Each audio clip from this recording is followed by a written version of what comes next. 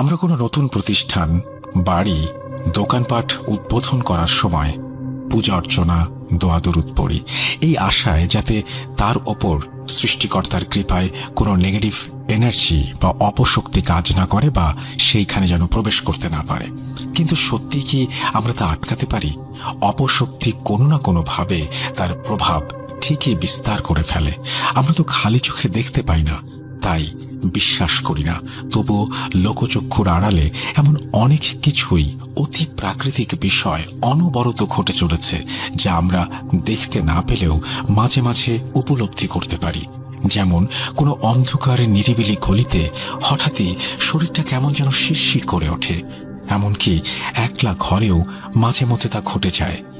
এই যেমন ধরুন, যে সমস্ত শ্রোতা বন্ধুরা এই মুহূর্তে একাকী ঘরে লাইট বন্ধ করে চুপচাপ মন দিয়ে ভূত.com শুনছেন, তারা কি হলপ করে বলতে পারবেন এই মুহূর্তে আপনার পেছনে অন্ধকার কোনো অপশক্তি, ছায়ামূর্তি দাঁড়িয়ে নেই?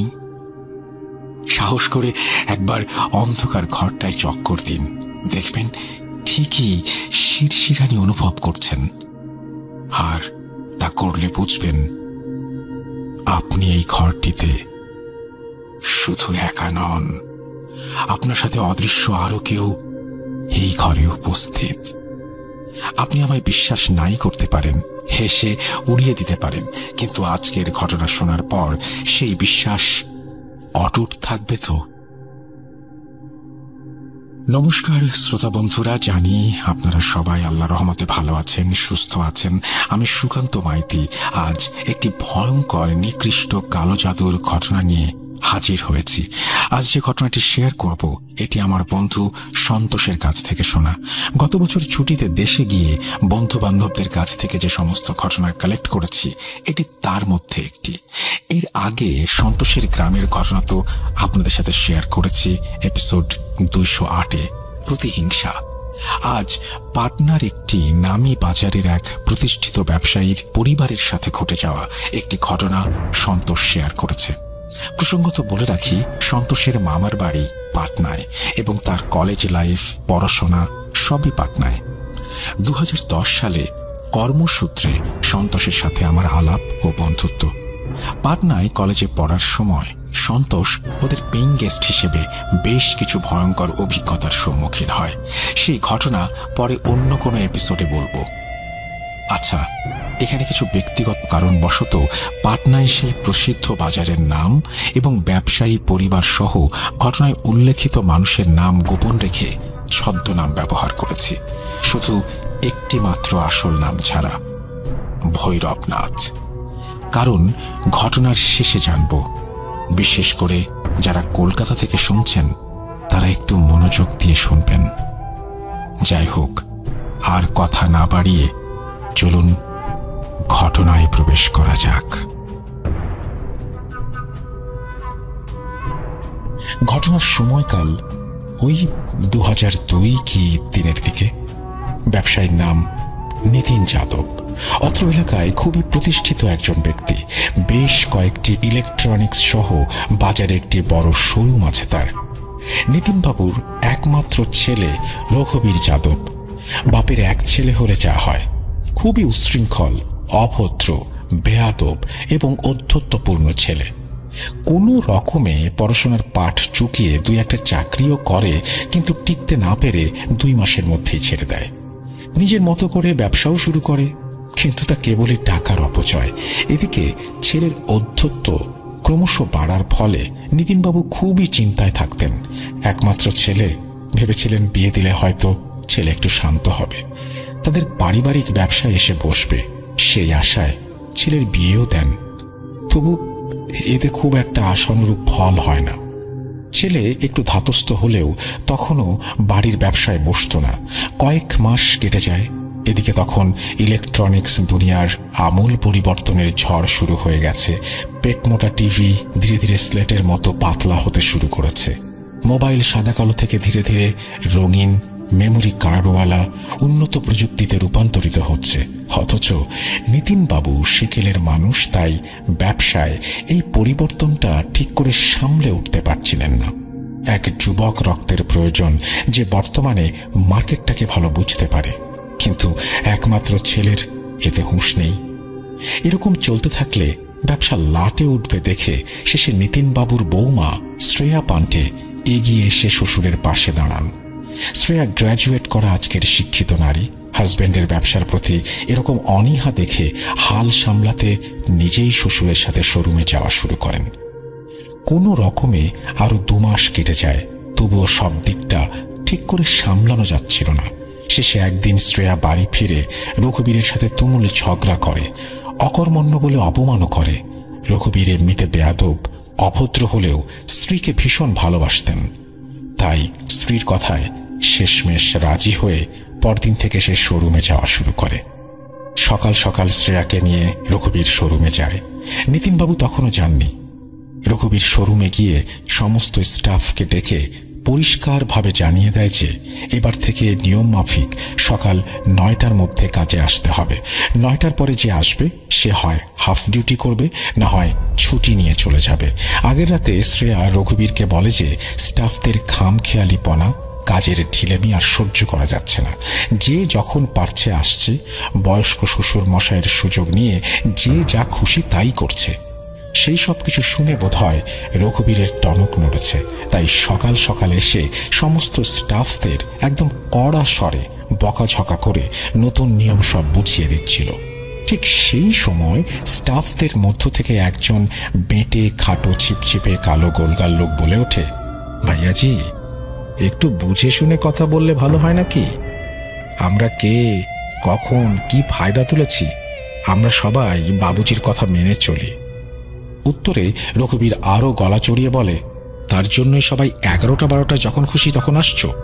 এখানে তো দানছত্র খোলা হয়েছে, তাই না?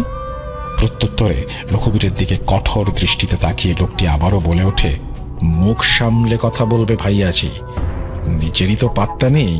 কতদিন এসেছেন শোরুমে, নিজের বাবার সঙ্গে পটে না, বনিবনা হয় না, জীবনে কখনো ব্যবসায় বসে না, ব্যবসার কি বোঝেন আপনি? সেই কিনা আজ এসেছে যাতা বলতে। শ্রেয়া চুপচাপ পেছনেই দাঁড়িয়েছিল। ততক্ষণে নিতেনবাবু শোরুমে চলে এসেছেন। ছেলের এইরকম অন্যরূপ দেখে তিনি মনে মনে সন্তুষ্ট হন। যাই হোক, ছেলে বোধহয় এবার ব্যবসার হালটা ধরল। বাবা যে পেছনে এসে দাঁড়িয়েছে রঘুবীর তা দেখেইনি। কয়েক মুহূর্ত চুপ থেকে রঘুবীর চেঁচিয়ে ওঠে, আমার সঙ্গে আমার বাবার বনিবনা হোক না হোক, তার সঙ্গে ব্যবসার কি সম্পর্ক? তোমরা স্টাফরা স্টাফদের মতো থাকবে, সময় মতো কাজ করবে, মাইনে নেবে, চলে যাবে। এত কথা কিসের? পোষালে থাকবে, না পোষালে মাইনে নিয়ে চলে যাবে। দরকার নেই এরকম লোকের, যত সব বেয়াদবের দল। বাবা লাই দিয়ে দিয়ে একেবারে মাথায় তুলেছে দেখছি। স্টাফদের মধ্যে যে তর্ক করছিল তার নাম ভৈরবনাথ। ভৈরবনাথ সেই সমস্ত নেগেটিভ এনার্জি বা অপশক্তির উপাসনা করে যার ঘটনা আজকে বলতে আসা। ভৈরবনাথও এবারে গলার স্বর জড়িয়ে কিছুটা ধমকের সুরে বলে উঠল, ভাইয়াজি, বাড়ির একমাত্র ছেলে, একটু সামলে, বেশি ওরা ভালো না। মানে কি, ভয় দেখাচ্ছ নাকি? রঘুবীর রাগে কটমট করতে করতে ভৈরবনাথকে জিজ্ঞেস করে। ব্যাপারটা রঘুবীর তোয়াক্কা না দিলেও নিতিনবাবু ভীষণ ভয় পান। ভৈরবনাথ একটা বিশ্রী হাসি দিয়ে বলে ওঠে, না না, ভয় দেখাচ্ছি না, ভয় দেখানোর কোনো প্রয়োজন নেই ভাইয়াজি। আমার বয়স এখন 45। যখন 14 বছর বয়স তখন থেকেই আমি অনেক কিছু বিদ্যা টোনা টোটকার বিষয়ে পড়ে আসছি। পিশাচতন্ত্রে সিদ্ধ আমি। আমার কাউকে ভয় দেখানোর কোনো প্রয়োজন পড়ে না। কি বাবু, বুঝতে পারছেন তো? রঘুবীর আরো কিছু বলতে যাবে, তার আগেই পেছন থেকে নিতিনবাবু এসে ভীত সন্ত্রস্ত অবস্থায় রঘুবীরের হাতটা ধরে বলে ওঠেন, না না, থাক রঘু, আর কথা বাড়ানোর দরকার নেই। তুই নিজের অফিসে যা, বৌমা ওকে অফিসে নিয়ে যাও। রঘুবীর রাগে নিতিনবাবুর হাতটা এক ঝটকায় সরিয়ে দেয়। বাবাকে সে খুব একটা সম্মান করত না। রঘুবীর এবার গর্জে ওঠে, না না, দাঁড়াও দাঁড়াও, হচ্ছেটা কি? কেই হারামজাদা? এ কি ম্যানেজার, গোদামে বসে, নাকি সুপারভাইজার? এ কে, যাকে ভয় পেয়ে আমাকে চলে যেতে হবে? এর সাহস কি করে হয় আমার সঙ্গে এভাবে কথা বলার? পরিস্থিতি নাগালের বাইরে চলে যাচ্ছে দেখে নিতিনবাবু ভয়ার্ত কণ্ঠে ছেলেকে বলেন, ছেড়ে দে না, কেন ঝামেলা করছিস এই প্রথম দিন? তুই তুই তোর কেবিনে যা।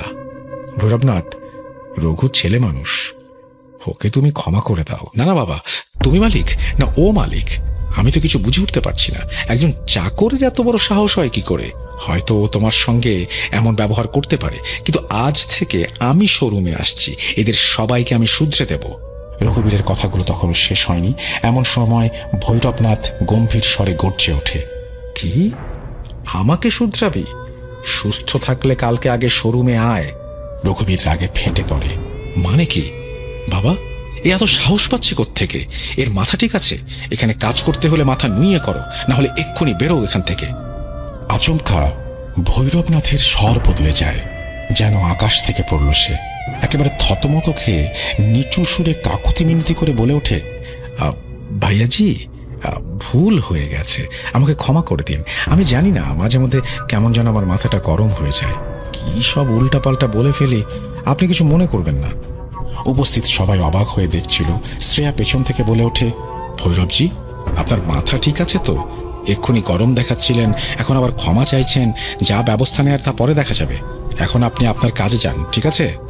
ভৈরবনাথ আবারও খুব কাঁচুমাচু করে বলে, ম্যাডাম, আসলে বাবুজি কখনো এভাবে কথা বলেননি। ভাইয়াজি এরকম অপমান করাতে মাথা ঠিক রাখতে পারিনি, আমায় ক্ষমা করবেন। ঠিক আছে, আমি আমার কাজে যাচ্ছি। এই বলে ভৈরবনাথ সেখান থেকে চলে যায়। কেবিনে গিয়ে রঘুবীর তখনও রাগে ফুঁসছিল। প্রায় আধা ঘন্টা কেটে যাওয়ার পর আবারও ভৈরবনাথকে ডেকে পাঠায়, কিন্তু 10 থেকে 15 মিনিট কেটে যাওয়ার পরেও ভৈরবনাথ আসছে না দেখে রঘুবীরের মাথাটা আবারও গরম হতে শুরু করে। কর্মচারী এসে জানায় ভৈরবনাথ গোডাউনে নেই, তাকে ফোনেও পাওয়া যাচ্ছে না। রঘুবীর রাগে কটমট করতে করতে নিতেনবাবুর কেবিনে গিয়ে জানায় যে ভৈরবনাথ কাউকে কিছু না বলে চলে গেছে। উত্তরে নিতেনবাবু একইভাবে কিছুটা ভীত সন্ত্রস্ত অবস্থায় রঘুবীরকে বলে, ছাড় না, যেতে দে, সমস্যা কি? কাজ কি আটকে আছে নাকি? যা, তোর কেবিনে যা। ঠিক সেই সময় ছোটুও কেবিনে ঢোকে। ছোটু খুব ছোট থেকেই নিতেনবাবুর বাড়িতে থাকে। নিতেনবাবুরই গ্রামের ছেলে। জন্মের পর থেকে মা বাবাকে হারিয়ে কাকার খুব কাছে অবহেলায় মানুষ হচ্ছিল। ব্যাপারটা নিতেনবাবুর নজরে আসায় তিনি তাকে নিয়ে আসেন। সেই থেকে ছোটু নিতেনবাবুর বাড়িতেই থাকে। পড়াশোনার সাথে সাথে নিতিনবাবুর সমস্ত ভাই ফরমাস খেটে দেয়। খুবই মিশুক ছেলে, বলতে পারেন নিতিনবাবুর একেবারে ছায়া সঙ্গী। ছোটু রঘুবীরকে জানায় যে ভৈরবনাথ নাকি এরকমই, নিজের মন মর্জি মতো ডিউটিতে আসে। কখনো 1 ঘন্টাও ডিউটি করে, কখনো 2 ঘন্টা, আবার কখনো আসেই না, নিজের মন মর্জি মতো চলে। রঘুবীর আর সহ্য করতে পারে না, সঙ্গে সঙ্গে নিতেনবাবুকে জানায়, এসব তো আর মেনে নেওয়া যাচ্ছে না বাবা, এখনই ওর মাইনেপত্র সব হিসাব করে দাও, যা টাকা পয়সা হয় কাউকে দিয়ে ওর বাড়িতে পাঠিয়ে দাও, কাল থেকে ও যেন আর কাজে না আসে। মাথা কিনে নিয়েছে নাকি? ও চাকর না আমরা চাকর? এরকম লোকের দরকার নেই। জানি আমি একটু মুখরা, মাথা গরম হলে উল্টো পাল্টা বলে ফেলি, কিন্তু কাজের জায়গায় কাজটাই মেইন। নিতেনবাবু ছেলেকে বোঝানোর চেষ্টা করে। কোনো এক আসন্ন আতঙ্ক নীরবে ক্রমশ তার গলা চেপে ধরছিল। তিনি আবারও ছেলেকে বলেন, ছেড়ে দে না, কত দিক থেকে পয়সা নষ্ট হচ্ছে, যা যাচ্ছে যাক না। উনি কিছুতেই বোঝাতে পারছিলেন না ওনার মনের ভেতরে কি আতঙ্ক কাজ করছে। আসলে এর আগে যতবারই ভৈরবনাথের সঙ্গে কথা কাটাকাটি বা ঝামেলা হয়েছে, ততবারই কোনো না কোনো বিপদ নেমে এসেছে। হয় দোকানে গ্রাহক আসা বন্ধ, না হয় কারোর শরীর খারাপ, ঝামেলা লেগেই থাকতো। তাই নিতেনবাবু সহ সমস্ত স্টাফ তাকে এড়িয়ে চলত। তবুও রঘুবীর মানতে নারাজ। তৎক্ষণাৎ ভৈরবনাথের বাড়ির কাছের আরেকজন স্টাফকে ডেকে সমস্ত হিসাব বুঝিয়ে এবং আরও কিছুটা বেশি টাকা দিয়ে বলে ভৈরবনাথের বাড়িতে দিয়ে আসতে। স্টাফটি পয়সাটা হাতে নেয়ই না, উপরন্তু আতঙ্কিত কণ্ঠে বলে, ভাইয়াজি, আপনি এটা কি করছেন? আপনি ভৈরবনাথকে কাজ থেকে বের করে দিচ্ছেন। ভৈরবনাথ না চাইলে ওকে কাজ থেকে বের করার ক্ষমতা বাবুজিরও নেই। বাবুজি, আপনি ভাইয়াজিকে বোঝান, না হলে অনর্থ হয়ে যাবে। রঘুবীর ভীষণ অবাক হয়। দেখে একে একে বাকি স্টাফরাও একই কণ্ঠে একটা কথাই বলছে যে কোনোভাবেই যেন ভৈরবনাথকে কাজ থেকে ছাড়ানো না হয়। রঘুবীর কারণ জানতে চাইলে একজন জানায় যে কালো জাদু, টোনা টোটকা, তন্ত্র সাধনায় সিদ্ধহস্ত ভৈরবনাথ একবার নাকি গোদামের মধ্যেই উদ্ভট রকমের কি সব পুজো করেছিল, যা দেখার পর সমস্ত স্টাফরা ভয় পেয়ে যায়। কেউ তার সঙ্গে খুব একটা কথা বলে না, সবাই এড়িয়ে চলে। নিতিনবাবু বলেন ভৈরবনাথ শয়তানের পুজো করে, তবুও রঘুবীর শুনতে নারাজ।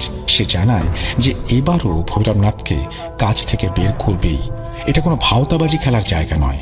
এরপর নিজেই টাকা নিয়ে ভৈরবনাথের বাড়িতে যাবে বলে প্রস্তুত হলে নিতিনবাবু ছেলের হাত চেপে ধরে। না, তুই কোথাও যাবি না, এবার ক্ষমা দে। কতটুকুই বা পয়সা যাচ্ছে, আমার পয়সা যাচ্ছে যাক, ওকে ছেড়ে দে। রঘুবীর তবুও নাছর বান্দা। বাবা, তুমি বুঝতে পারছো না, যে যার মতো করে কাজে আসবে চলে যাবে, এভাবে তো চলতে পারে না। এই তুমি বারবার বলতে আমি শোরুমে আসি না, ব্যবসা দেখি না, তা আমি যখন এসেছি তখন আমাকে আমার মতো দেখতে দাও, সিস্টেমেটিকভাবে সবকিছু চালাই। ঠিক আছে, আমার কথার যেমন কোনো দাম রাখছিস না, তাহলে এখানে আর কি করার। এই বলে নিতিনবাবু শোরুম থেকে বেরিয়ে যাবেন। ঠিক সেই সময় পেছন থেকে ভারী কর্কশ কণ্ঠে রঘুবীর চেঁচিয়ে ওঠেন, নিতিন, এই বুড়ো, যাচ্ছিস কোথায়?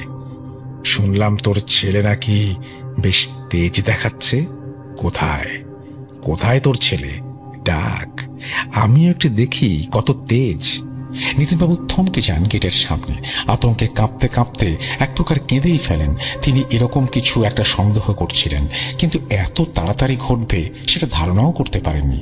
বাকি স্টাফরা আতঙ্কে ওখান থেকে দূরে সরে যায়। শ্রেয়া ভীষণ অবাক হয়ে রঘুবীরের কথাগুলো শুনছিল। মনে হচ্ছিল কথাগুলো রঘুবীর নয়, যেন তার ভেতর থেকে অচেনা কেউ বলছে। শ্রেয়া তার কাছে গিয়ে হাত ঝাড়া দিয়ে জিজ্ঞেস করে, এসব তুমি কি বলছো? নিচে বাবার নাম ধরে ডাকছো, কি হয়েছে তোমার? তোমার মাথা ঠিক আছে? কথাগুলো তখনও শেষ হয়নি। রঘুবীর শ্রেয়ার হাত চেপে ধরে চুড়িগুলোকে নাড়াতে থাকে। ভীষণ খুশি হয়ে বলে, এই চুড়িগুলো কোথায় কিনেছিস? খুব সুন্দর। কোথায় তোর স্বামী? ডাক তাকে, একটু দেখি কেমন বড় মালিক হয়েছে সে। ছোটু নিতিনবাবুকে ধরে একটি চেয়ারে বসায়।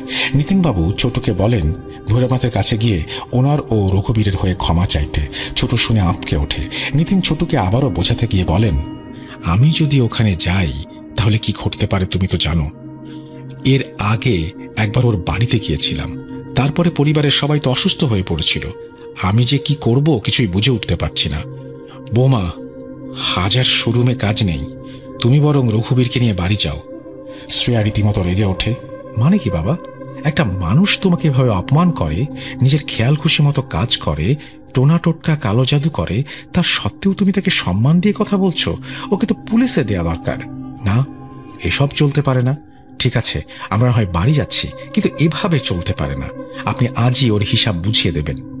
এই বলে শ্রেয়া রঘুবীরের হাত ধরে টানতে যাবে, তৎক্ষণাৎ শ্রেয়াকে এক ধাক্কায় দূরে সরিয়ে রঘুবীর চেয়ারের উপরে পা তুলে বসে গম্ভীর স্বরে বলে ওঠে, তোর সাহস কি করে হয় আমাকে ধরে টানার? আমি কোথাও যাচ্ছি না। তোর স্বামী শ্বশুরকে বল এখান থেকে চলে যেতে, আমি এখানেই বসলাম। শ্রেয়া দুশ্চিন্তার স্বরে বলে, এভাবে চেয়ারে উঠে কি সব পাগলামো শুরু করলে তুমি? তখন থেকে ইয়ার্কি মারছো? আমি ড্রাইভারকে ফোন করছি, ও এলেই বেরোবো, চলো ওঠো। রঘুবীর গোঁ মেরে বসেছিল। শ্রেয়া ড্রাইভারকে ফোন করতে যাবে, ঠিক সেই মুহূর্তে রঘুবীর আচমকাই বিকট চিৎকার করে ওঠে। রঘুবীরের চিৎকারের স্বর এতটাই তীব্র ছিল যে আশেপাশের শোরুম দোকানের লোক পর্যন্ত শুনতে পায়। এবং একটা অদ্ভুত কাণ্ড ঘটে যায় সেই মুহূর্তে। শোরুমে যে সমস্ত পিকচার টিউব টিভি ছিল আচমকাই তা একসাথে ফেটে যায়। কিন্তু সবচাইতে যে বিষয়টি আশ্চর্যের ছিল তা হলো টিভিগুলোতে কোনো ইলেকট্রিক কানেকশন ছিল না। টিভিগুলো কেবলই শোরুমে সাজানো ছিল। এক এক করে 14খানা টিভির এই অবস্থা। পাশের শোরুমের মালিক অনিকেশ পাণ্ডে নিতিনবাবুকে বলেন, ভৈরবনাথ কোথায়? কার ওপর ভর করেছে শয়তান? কি, রঘুবীরের ওপর? শ্রেয়া পাশে দাঁড়িয়ে সবকিছু শুনছিল। কোনো অপ্রাকৃতিক কিছু ঘটছে বলে তখন সে মানতে নারাজ। রাগে বিস্ময়ে কটমট করতে করতে শ্রেয়া নিতিনবাবুকে বলেন, দেখুন বাবা, সকালে আপনাদের সাথে ঝামেলা হওয়ার পরেই ভৈরবনাথ নির্ঘাত কিছু একটা করে টিভিগুলোর সাথে ইলেকট্রিক কানেকশন করে রেখেছিল, বা অন্য কোনোভাবে। তার জন্য এক এক করে টিভিগুলো নষ্ট হয়ে গেল। তাকে এর জবাব দিতে হবে, আমি কথা বলবো। ঠিক সেই মুহূর্তে এক পা করে রঘুবীর সেদিকে এগিয়ে আসে এবং একই উদ্ভট স্বরে বলে ওঠে, কি বলবি? এই তো তোর সামনে আমি। শ্রেয়া আবারও রঘুবীরের হাতটা ধরতে যাবে, ঠিক সেই সময়, সেই মুহূর্তের জন্য একটা অদ্ভুত বিষয় সে অনুভব করে।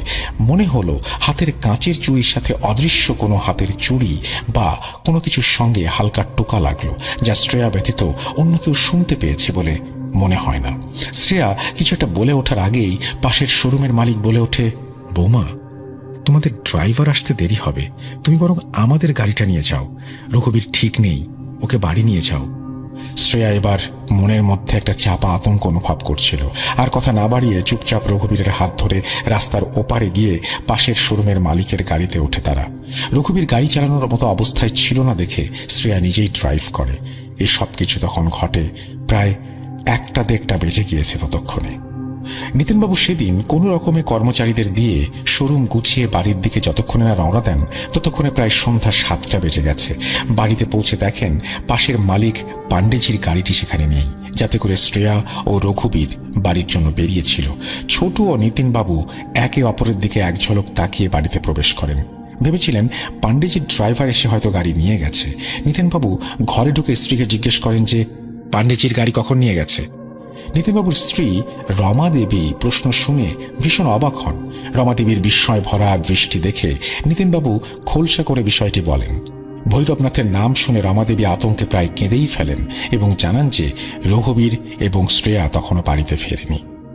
নিতিনবাবু এই ভয়টিই পাচ্ছিলেন। কি ঘটতে চলেছে তা তিনি আঁচ করতে পেরেছেন।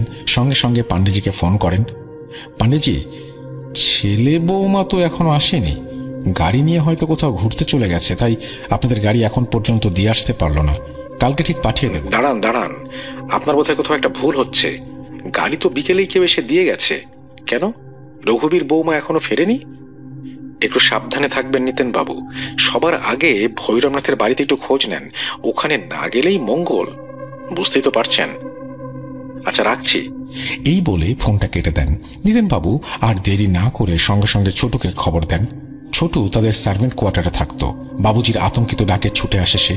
নিতিনবাবু ছোটুকে বলেন যে একটি বার ভৈরবনাথের বাড়িতে খোঁজ নিতে। ছোটু কোনো মতেই রাজি হয় না একা যাওয়ার জন্য।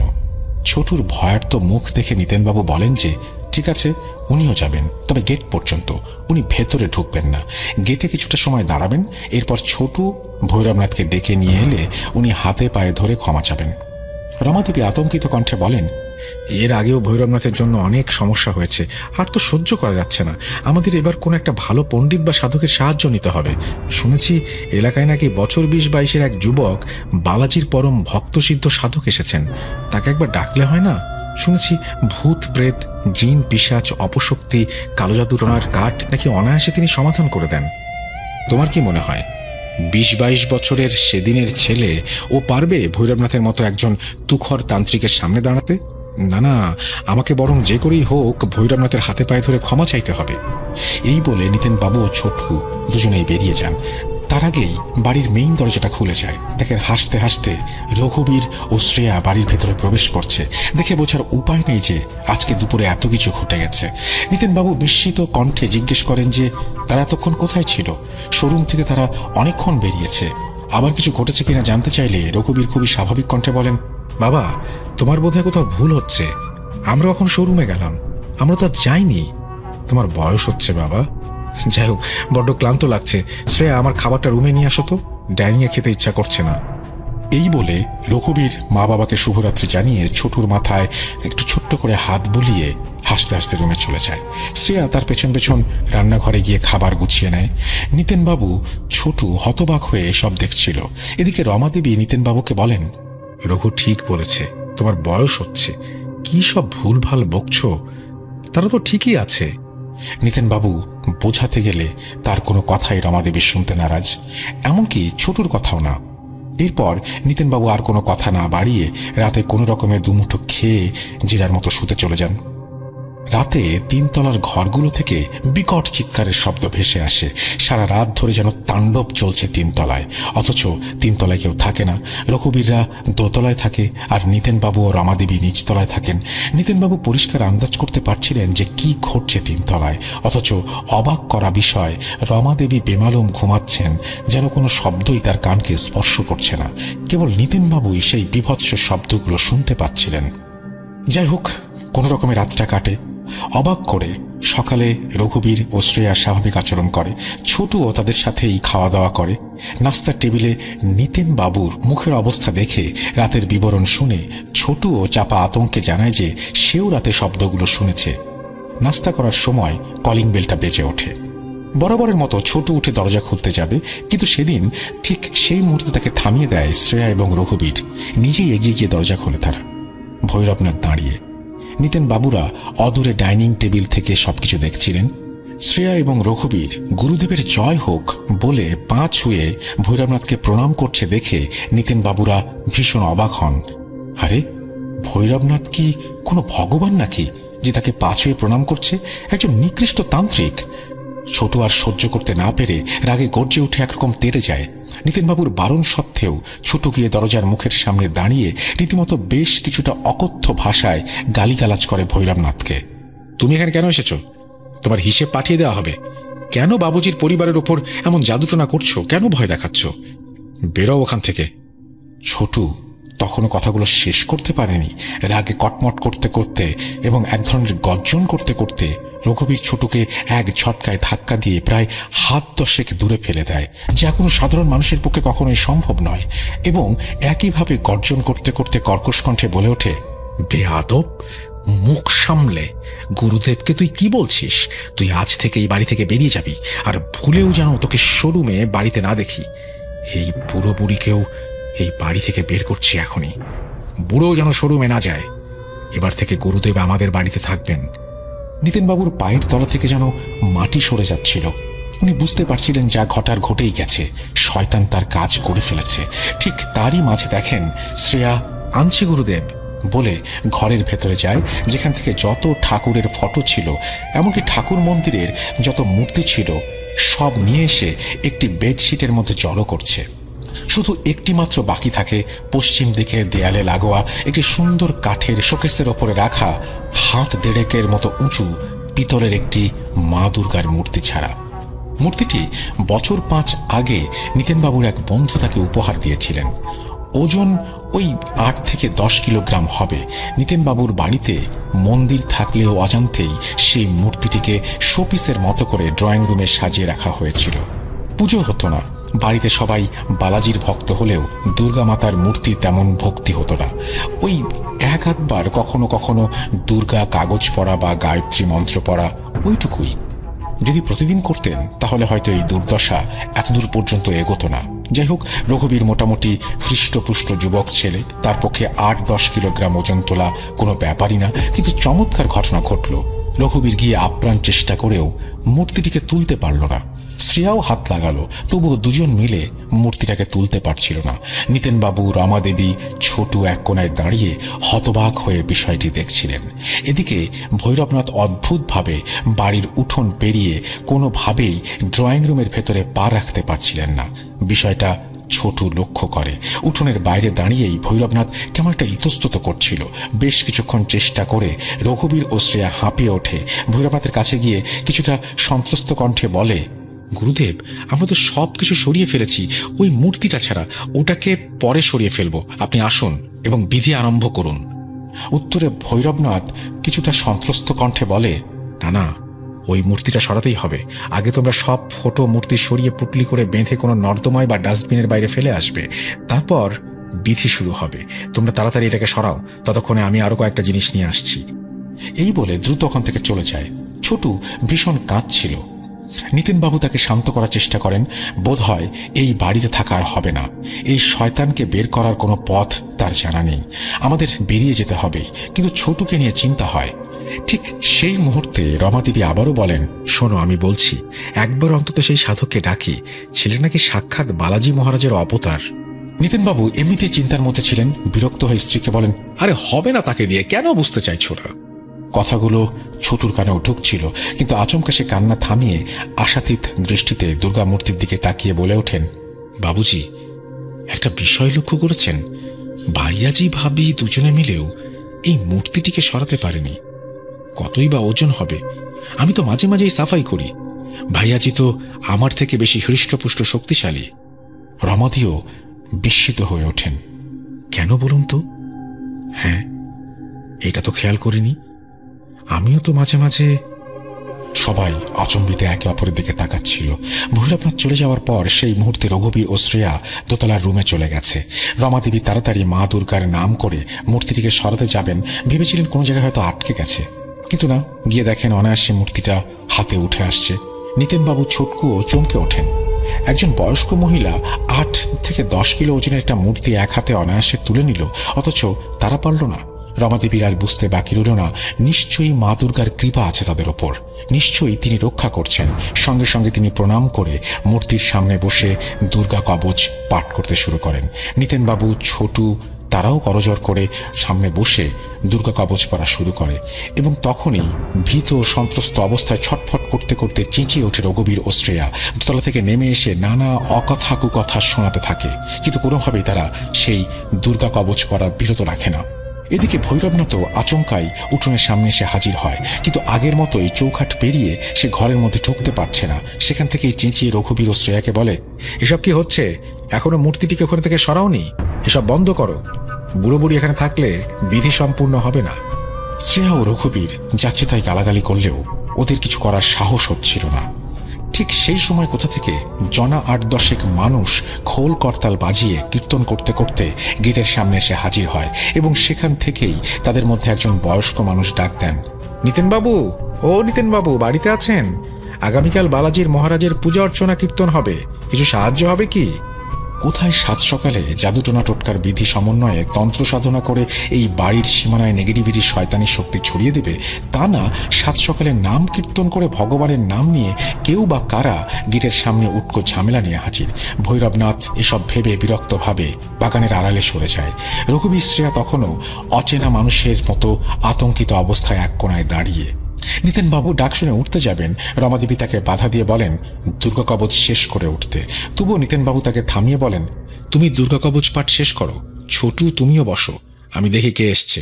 নিতেনবাবু গেটে কে এসছে জানতে চায়। সবাই কীর্তন পূজার কথা বলে, এবং নিতেনবাবু বলেন, এখন কিছু হবে না, আমি ভীষণ সমস্যায় আছি, আপনারা আমাকে ক্ষমা করুন। ভিড়ের মধ্যে থেকে একজন বয়স্ক মানুষ বলে ওঠে, আরে নিতেনবাবু, কি হয়েছে? আপনাকে এরকম উদ্ভ্রান্তের মতো লাগছে কেন? কোনো সমস্যা? সাহায্য লাগবে? নিতেনবাবু আবারও একইভাবে উত্তর দেন, আরে না না, কোনো সাহায্য লাগবে না, আপনারা সাহায্য করতে পারবেন না। বুড়ো মানুষটা আবারও বলে ওঠে, আরে কি হয়েছে বলুন তো। নিতেনবাবু এবার ক্ষেপে গিয়ে চেঁচিয়ে ওঠেন, আরে বলছি তো, কেউ কিছু করতে পারবেন না। আমার ঘরে প্রেত পিশাচ ঢুকেছে, জানি না ভগবানের কি সুরাহা করবেন, আমরা বোধহয় শেষ। ঠিক সেই মুহূর্তে ভিড়ের মাঝখান থেকে বছর 20-22-এর গেরুয়া বসন পরা একজন সুদর্শন যুবক বেরিয়ে এসে জয় শ্রীরাম জয় বালাজি মহারাজের নাম নিয়ে নিতেনবাবুকে জিজ্ঞেস করে, কি বলছেন কাকা? বাড়িতে ভূত পিশাচ ঢুকেছে? এরকম অপশক্তি আপনি নিজের চোখে দেখেছেন? নিতেনবাবু তাকে হেয় করে বলে, আরে তুমি তো বাচ্চা মানুষ, তুমি কি করবে? ভেতরে যে আছে সে মানুষ, কিন্তু মানুষ রূপে একটা শয়তান, তার সাথে থাকা পিশাচেরা আশেপাশে ঘুরে বেড়াচ্ছে। ঘটনাটা আমার শোরুম থেকে ঘটেছে। ছেলেটি নিতেনবাবুকে থামিয়ে বলে ওঠেন, কাকা, বাজারে কি আপনাদের ইলেকট্রনিক্সের শোরুম আছে? ভৈরবনাথ নামে একজন আপনাদের দোকানেই কাজ করে। কালই তো আপনাদের দোকানে একটা অ্যাক্সিডেন্ট ঘটে গেছে। না, বিস্ময়ের কোনো কারণ নেই, খবরটা এলাকায় নিমিষে ছড়িয়ে পড়েছিল। আর ভৈরবনাথকে আমি অনেকদিন ধরেই খুঁজছি। কালকে ওইরকম অদ্ভুত অপ্রাকৃতিক একটি ঘটনা ঘটার পর জানতে পারি যে আপনার শোরুম এসে কাজ করে। নিতেনবাবু নীরবে ঘাড় নেড়ে সম্মতি জানান। ছেলেটি বলেন, কাকা, আমি কেশরী নন্দন। এই শয়তানের জন্য আমার নিজের কাকা শেষকালে পাগল হয়ে আত্মহত্যা করে। ঘাটশিলায় আমাদের গ্রামের বাড়ি। আগে এই শয়তান ওখানেই থাকতো, কালো জাদু টোনা টোটকার চর্চা করত এবং মানুষকে প্রলোভন দেখিয়ে নানা রকম আকাজ কুকাজ করত। আমার কাকাকে ও ফাঁসায়, তাকে দিয়ে বিভিন্ন টোনা টোটকা করাতে শেষে কাকা পাগল হয়ে গিয়ে আত্মহত্যা করে। আমি বালাজির ভক্ত, প্রভু শ্রীরাম আমার সাথে আছেন, ভগবান চাইলে কিছু হবে না, আমি একবার দেখতে চাই। এরপর উপস্থিত সবাইকে বলেন মন্দিরে গিয়ে অপেক্ষা করতে এবং ঝোলা থেকে এক মুঠো লাল কিশোরী সিঁদুর বের করে গেটের সামনে একটা দাগ কেটে দিয়ে গেটের ভেতরে প্রবেশ করতে করতে নিতেনবাবুকে জিজ্ঞেস করেন, চাচাজি ছোট ঠিক আছে তো? নিতেনবাবু জানান যে তারা দুর্গা কবচ পাঠ করছে। সঙ্গে সঙ্গে কেশরীনন্দন থমকে গিয়ে একটু মুচকি এসে বলে ওঠে, তাহলে আমাকে কেন ভেতরে ডাকছেন? আমার তো কোনো কাজ নেই। মা থাকতে ছেলে কি করবে? যখন মা নিজেই পাহারা দিচ্ছেন, আপনাদের রক্ষা করেছেন, সেখানে আমি তো নগণ্য। নিতেনবাবু একটু ব্যঙ্গাত্মক স্বরে বলেন, তুমি কি ভয় পেলে নাকি? আগেই বলেছিলাম এ তোমার কম্য নয়। কিশোরীনন্দন আবারও সহাস্যে জানায়, না আমি ভয় পাইনি। যেখানে দুর্গা কবচ পাঠ করা হচ্ছে সেখানে আমার কোনো কিছুর দরকার নেই। প্রমাণ চাইলে দুর্গা কবচ শেষ হওয়া পর্যন্ত একটু অপেক্ষা করুন, দেখবেন তারা 3 জন আতঙ্কে কিভাবে ছুটে বেরিয়ে আসে। মিনিট দশেকও যায়নি, নিতেনবাবু অবাক হয়ে দেখলেন প্রথমে শ্রেয়া রঘুবীর উদ্ভ্রান্তের মতো ছুটে রাস্তায় উঠে দ্রুত বাজারের দিকে হেঁটে চলে গেল। ঠিক তারপরে বাড়ির সীমানার ভেতর আম গাছের আড়াল থেকে এক প্রকার চিৎকার করে ছুটে বেরিয়ে আসে ভৈরবনাথ এবং সেও রাস্তায় উঠে উল্টো দিকের পথ ধরে হাঁটতে শুরু করে দ্রুত। তার ঠিক পরেই নিতেনবাবুকে খুঁজতে রমাদেবী এবং ছোটু গেটের কাছে এসে এদিক সেদিক তাকাতে থাকে। তখন নিতেনবাবু ও কেশরীনন্দ আড়াল থেকে বেরিয়ে আসেন। রমাদেবী কিছু বলে ওঠার আগে কেশরীনন্দন প্রণাম করে একটু মুচকি হেসে বলেন, চাচিজি দুর্গা কবচ শেষ হয়েছে? রমাজি উত্তরে বলেন, হ্যাঁ। পরিচয় জানতে চাইলে কেশরীনন্দন তার পরিচয় দেন। তখনই তাকে আপ্যায়ন করে ঘরে ঢুকতে বলেন রমাদেবী। কত করে ওনাকে বলেছিলাম তোমাকে ডেকে আনতে। কেশরীনন্দন একগাল হেসে বলেন, তার কোনো প্রয়োজন নেই। তবে ড্রয়িং রুমের ঠিক মাঝখানে বেডশিটের মধ্যে অদ্ভুতভাবে পুটলি করে কিছু বাধা আছে দেখে জানতে চাইলে নিতেনবাবু এক এক করে সকাল থেকে ঘটা সমস্ত ঘটনা খুলে বলেন এবং এও বলেন যে ওনার বৌমা কিভাবে বাড়ির মন্দিরের সবকিছু এখানে বেঁধে রেখেছে। চিন্তা করবেন না কাকা, ছোটু একটু আমাকে সাহায্য করো না ভাই, আপনাদের মন্দির পুনরায় স্থাপিত হবে। এই বলে তারা হনুমান মন্ত্র পাঠ করতে করতে পুটলি থেকে সমস্ত ফটো মূর্তি যথাস্থানে স্থাপন করল। ঠিক সেই সময় রঘুবীর ও শ্রেয়া আবারও ঘরে ফিরে আসে এবং একইভাবে উদ্ভট কণ্ঠে চেঁচিয়ে ওঠে, আরে বুড়ো বুড়ি, তোরা এখনো যাসনি আর এই ফটোগুলো আবারও মন্দিরে লাগিয়েছিস? তোদের এত বড় সাহস! ছোট তাড়াহুড়া করে বলে যে তার আত্মীয় বাবুজি এবং আম্মাজিকে নিয়ে এক্ষুনি চলে যাবে। কেশরীনন্দন ঝোলা থেকে এক চিলতে সিঁদুর বের করে একইভাবে হনুমান চল্লিশা পাঠ করতে করতে শ্রেয়া ও রঘুবীরের কপালে তিলক টেনে দেয়। এতে রঘুবীর ও শ্রেয়া ভীষণভাবে বিরক্ত হয়। রঘুবীর বলে ওঠে, আরে এসব হচ্ছে কি? এক্ষুনি এখান থেকে বেরো, গুরুদেব আসবে, বিধি শুরু হবে। কেশরীনন্দন হাসতে হাসতে বলেন, তোমাদের গুরুজি আদৌ এই এলাকায় বা এই শহরে আছে কিনা এই মুহূর্তে কে জানে। তার যদি প্রাণের ভয় থাকে তবে সেই বাড়ি তো দূরের কথা, এই শহরেও থাকবে না। এতক্ষণে সে চলে গেছে। আফসোস শুধু একটাই, তার সামনাসামনি হতে পারলাম না। এই বলে কেশরীনন্দন আবারও টিকা লাগিয়ে দেয় রঘুবীর ও শ্রেয়ার কপালে। টিকা লাগানোর সাথে সাথেই একটা চমৎকার ঘটনা ঘটে। সবাই দেখে রঘুবীর ও শ্রেয়া ধীরে ধীরে ঝিমিয়ে সোফার উপরে বসে পড়ে। মিনিটখানেক যাওয়ার পর মাথায় প্রচণ্ড যন্ত্রণা নিয়ে সোফা থেকে উঠে স্বাভাবিক গলায় রঘুবীর বলে ওঠে, বাবা মা, ভীষণ মাথা যন্ত্রণা করছে।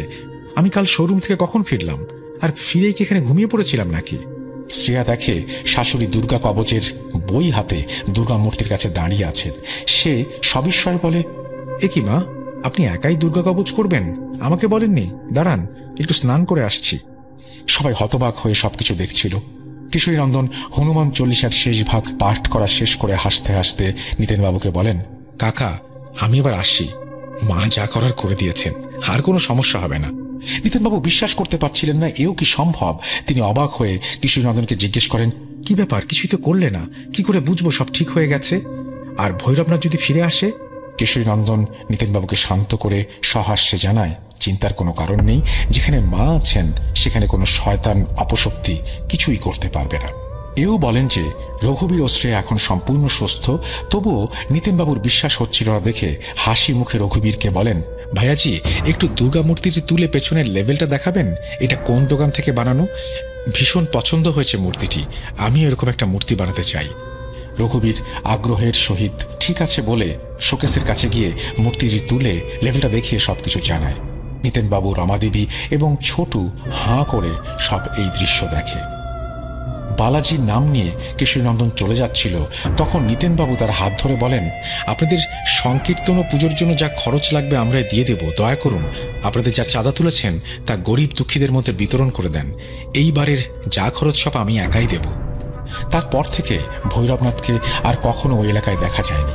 নিতেনবাবুর পরিবারের কোনো সমস্যা হয়নি, তবে ছোটু মাঝে মধ্যে বিভৎস রূপে ভৈরবনাথকে দেখত, আর দেখা মাত্রই আতঙ্কে ছুটে এসে মা দুর্গার মূর্তির সামনে বসে সেই দুর্গাকবচ পাঠ করত। তার প্রায় 5-6 বছর পর রঘুবীর একবার ব্যবসায়িক সূত্রে কলকাতায় এলে মার্কেটের ভিড়ের মাঝে নাকি এক ঝলক ভৈরবনাথকে দেখেছিল। এরপর থেকে নিতেনবাবু ব্যবসায়ী সূত্রে হোক বা অন্য কোনো কাজে হোক রঘুবীরকে আর কখনোই কলকাতায় পাঠাননি। জানি না ভৈরবনাথ বেঁচে আছে কিনা। যদি বেঁচে থাকে তবে এতদিনে হয়তো তার বয়স 60-70 বছর তো হবেই। শ্রোতা বন্ধুরা, আপনাদের উদ্দেশ্যে বলছি, বিশেষ করে যারা কলকাতা থেকে শুনছেন তাদের একটা কথাই বলতে চাই, আপনাদের আশেপাশে বা দোকানে কোনো 60-70 বছর বয়সের বেঁটে খাটো কালো ছিপছিপে গোলগাল বিহারি মানুষ যদি কাজ করে, যে মাঝে মধ্যেই উদ্ভট রকমের পূজা অর্চনা করে, যার নাম ভৈরবনাথ, তাকে একটু নজরে রাখবেন। অপশক্তি, কালো জাদু, টোনা টোটকা দরজায় কড়া নাড়ছে, কখন যে ঘরে প্রবেশ করবে বিশ্বাস করা বা না করা একান্ত আপনাদের ব্যক্তিগত ব্যাপার। তবে যদি সত্যি এমন কাউকে আপনারা চেনেন তাহলে সাহস থাকলে একবার তার সঙ্গে সংঘাতে জড়িয়ে দেখুন। তো সে চিন্তা করলো যে আমার আব্বুকে আর সে ডাকবে না, কারণ বাহিরে লাইট ছিল, সবসময় লাইট জ্বালানো থাকতো।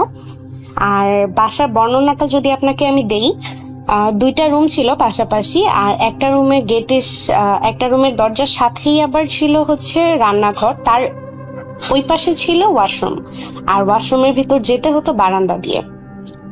আর বারান্দাটা মোটামুটি এল সিস্টেম ছিল, তো এল সিস্টেমের কর্নারই ছিল ওয়াশরুম, আর আরেক কর্নারে রুমের যে গেট ওই রুমটাতেই ছিল হচ্ছে আমার আম্মু আব্বু।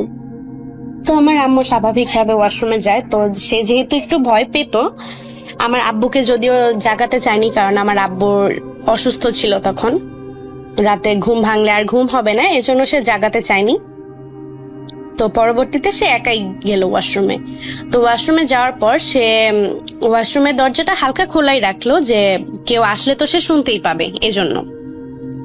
তো সে ওয়াশরুমের ভেতর থেকেই দেখতেছে যে তার রুমের যে দরজার বরাবর, মানে একটু সামনে গিয়েই বরাবর একটা মেশিন রাখা ছিল, আমরা সেলাই মেশিন যেগুলোকে বলি, সেলাই মেশিন রাখা ছিল, সেটার সাথেই আবার একটা কাঠের টেপ চেয়ারও ছিল। তো সে দেখতে পাচ্ছে আমার খালুর মতন একজন অবয়ব। আমি বলে রাখি, আমার খালু কিন্তু মারা গেছে, প্রায় 2-3 বছর হবে আমার খালু মারা গেছে। তো আমার খালুর মতন একটা অবয়ব সেখানে সে দেখতে পায়। তো সে প্রথমে জিনিসটা ভালোভাবে মানে মাথায় নেয় না, কারণ সে ভাবতেছিল যে হয়তো ঘুমের মধ্যে একটা ঘোর দেখতেছে, এরকম কিছু। পরবর্তীতে সে উঠে হাত পা ধুয়ে সে একটু সামনে, মানে ওয়াশরুম থেকে বের হয়ে একটু সামনে আগায় রান্নাঘরে গেটের দিকে। আর রান্নাঘরে গেট থেকে কিন্তু ওই জিনিসটা একদম বরাবর ছিল, হ্যাঁ, সোজাসুজি। তো তখন সে একটু খেয়াল করে দেখতে পায় যে জিনিসটা, মানে যে অবয়বটা আমি বললাম আমার খালুর মতন, মানে সে হচ্ছে পাঞ্জাবি আর মানে জুব্বা টাইপের একটা পরেছিল, আর মাথায় টুপি ছিল তার। সে পূর্ব দিকে মুখ করেছিল, পূর্ব দিকে সে আকাশের দিকে তাকায় ছিল, এরকম কিছু একটা, মানে খুব সাদা, আর তার চেহারাটা হালকা হালকা বোঝা যাচ্ছিল যে আমার খালুর মতনই কিছুটা একটা। তো আম্মু ফার্স্টে না ভাবতেছিল যে হয়তো জিনিসটা, মানে সে ঘুমের ঘোরে, সে এখনো ভাবতেছে যে সে ঘুমের ঘোরেই হয়তো কিছু একটা দেখতেছে। যখন সে আর একটু সামনে আগায় তখন সে দেখে জিনিসটা নড়ে চড়ে উঠছে, মানে একটু নড়ে উঠছে আর কি। তো যখন সে এটা দেখলো তখন সে তো ভয়ে, মানে এতটাই ভয় পাইছে, সে নিচের দিকে তাকায় সে জাস্ট সোজা তার রুমে চলে গেছে। রুমে গিয়ে দরজা লাগাই দিল। সে রুমে গিয়ে দরজা লাগায়, মানে সে যে চিৎকার দিবে সেই সাহসটাও সে পাচ্ছিল না। তো সে সূরা পড়তে পড়তে রুমে চলে যায়, আর রুমে গিয়ে দরজাটা লাগাই দেয়। সেদিন রাতে আর কিছু হয় না। তো পরের দিন আমার খালাকে এই সব কিছুই বলে আমার আম্মু। তো বলার পরে সে আসলে জানতে পারে যে আমার যে খালার বাড়ি, তো ওইখানে আমার খালু জীবিত থাকা অবস্থায় তার মানে রক্ষা করতো এরকম টাইপেরই একটা জিন ছিল। তো হয়তো বা মানে উনি ভালো জিন, মানে যাকে আম্মু দেখতে পারছে, তো সে হচ্ছে ভালো জিন, সে তাকেই আম্মু দেখতে পারছে। যদি সে খারাপ জিন হতো তাহলে হয়তো বা তার কোনো ক্ষতি হতো। তো তাকে দেখতে পাইছে। এখন এরপরে ওইটাই অবশ্য তাদের বাসার কি বলবো, মানে রক্ষা করে, তাদের বাসাটাকে সেফ রাখে। তো ওইটা শোনার পর তার কিছুদিন পর আবার আমরা জানতে পারি যে আমার খালাতো বোন ছিল 2 জন। তো ছোট যে খালাতো বোন, ওনার 2টা ছেলে। তো তার যে ছোট ছেলেটা মোটামুটি বয়স হবে ধরেন 4-5 বছর। তো তার এই ছোট ছেলের ওপর পরি বা হয়তো মেয়ে জিন বলতে পারেন, ঠিক আমি বলতে পারবো না ক্লিয়ারলি, এরকম কিছুর তার ওই ছোট ছেলের ওপর নজর পড়ে। তো নজর পড়ার পরে সে মেইন যেটা হয় আসলে যে তারা নাকি জানায়, কোনোভাবে তারা জানতে পারে যে তার ছেলেকে সে নিয়ে যাবে। সেই পরীটা তাদেরকে বলে যে তোমার ছেলেকে আমরা নিয়ে যাব, আর তোমরা তাকে আটকে রাখতে পারবে না। আর এই জিনিসটা তাদেরকে জানায় হচ্ছে ওই যে আমি বললাম আমার আম্মু যাকে দেখতে পাইছে, সে তার আমার বড় খালাতো বোনের বড় ছেলের মাধ্যমে তাদেরকে জানায়, মানে ওর উপর ভর করে জানায় কোনো একটা ভাবে। তো পরবর্তীতে আসলে এটা মানে একদিন রাতে হঠাৎ করে তারা শুনতে পায় যে টিনের উপর, যেহেতু মানে গ্রামে তো রুম অনেকেই নিচের দিকে ফ্লোর ছিল, চারদিকে টিন, আর উপরেও হচ্ছে টিন ছিল ওদের বাসাটা। তো উপরে এত জোরে জোরে কেউ মানে হাঁটলে বা লাফাইলে পরে, অনেকগুলো মানুষ মিলে লাফাইলে ঠিক যেরকম একটা সাউন্ড হয়, তারা ওরকম একটা সাউন্ড শুনতে পায় যে তারা মানে কিছু দিয়ে বাড়ি দিচ্ছে, কেউ লাফাচ্ছে, এরকম টাইপের। যে ওরা চিৎকার দিয়ে বলতেছে যে আমরা ওকে নিয়েই যাব।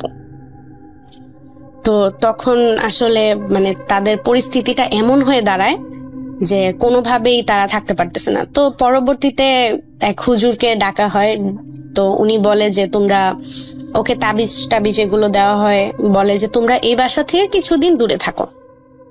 আর বিষয়টা এরকম দাঁড়াচ্ছে যে ও যেখানেই যাবে ওর পিছু পিছু কিন্তু সেগুলো ওইখানেই যাবে, মানে ওকে নিয়েই যাবে।